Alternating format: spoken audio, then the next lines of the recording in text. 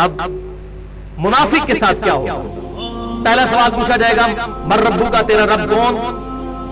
وہ کہے گا ہائی ہاتا لا ادری لا ادری، ہائے افسوس مجھے کچھ پتا نہیں، مجھے کچھ پتا نہیں۔ وَلِعَوْذُ بِاللَّهِ تَعَالَى۔ آپ ذرا حسرت کا اندازہ لگائیں اس وقت جب انسان پر ہوگی۔ یہ نہ سمجھیے گا کہ یہ جو دنیا میں کلمے پڑھتے رہتے ہیں تو آخرت میں بھی کلمہ پڑھ لیں گے، اس طرح نہیں ہوگا، اتنا سوکھا کام نہیں ہے۔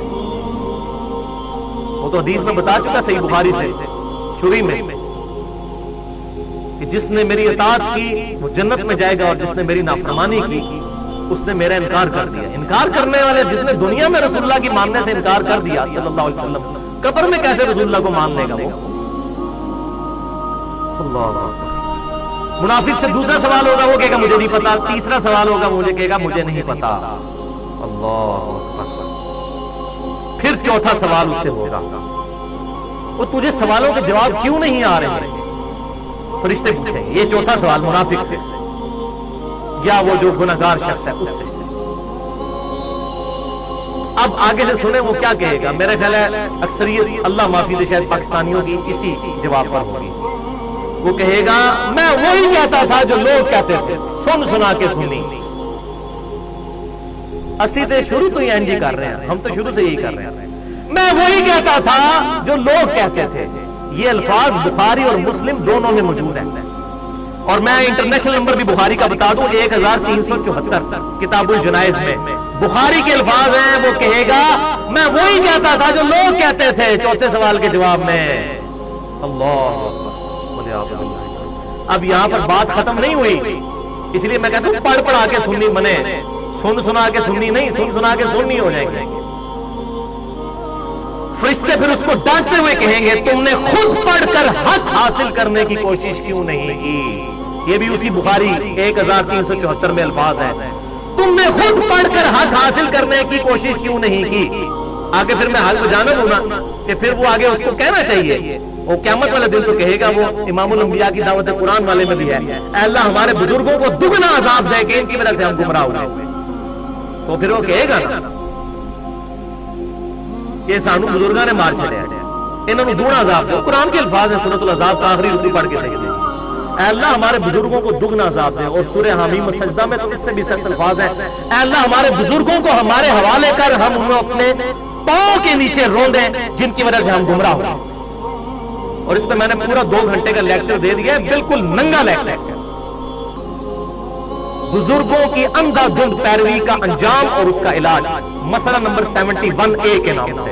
اس میں ہی میں نے ساری آیات بتائی ہیں کہ قرآن پاک میں آخرت کی ناکامی کی سب سے بڑی وجہ بغیر تحقیق کے بزرگوں کو فالو کرنا ہے اپنے اپنے۔ ایک قادیانی اگر قادیانی بزرگوں سے ہی مسئلے پوچھے گا اس کو ختم نبوت کہاں سے سمجھ آئے گی؟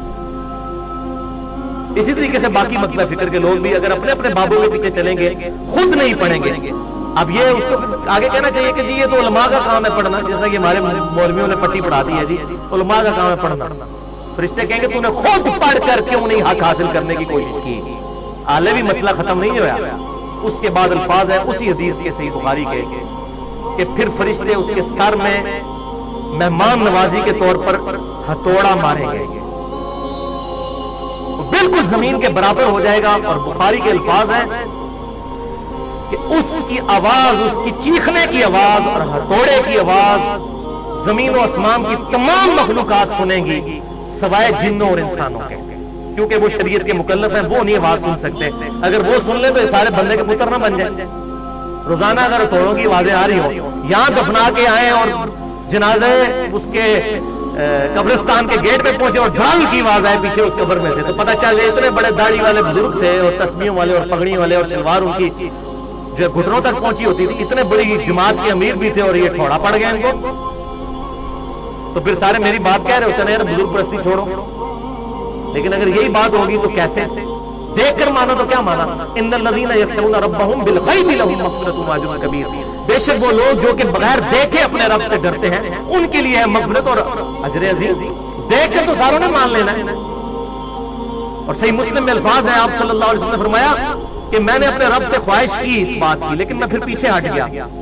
میں نے ارادہ کیا کہ میں اللہ سے دعا کروں اور اللہ تعالیٰ تمہیں عذاب قبر سنوا دے، لیکن مجھے ڈر ہوا کہ اگر تم نے عذاب قبر سن لیا تم اپنے مردوں کو دفنانا ہی چھوڑ دو گے. یہ صحیح مسلم کی حدیث ہے. ابھی عذاب قبر کا ٹاپک نہیں، ورنہ اس پہ تو کسی کو شوق ہو تو مشکات المصابیح کی پہلی جلد میں ہی عذاب قبر سے ریلیٹڈ بخاری اور مسلم، اس کے علاوہ بھی تقریباً 11 مزید کتابوں سے، کتب ستہ اور باقی کتابوں سے احادیث موجود ہیں، وہ پڑھ سکتے ہیں.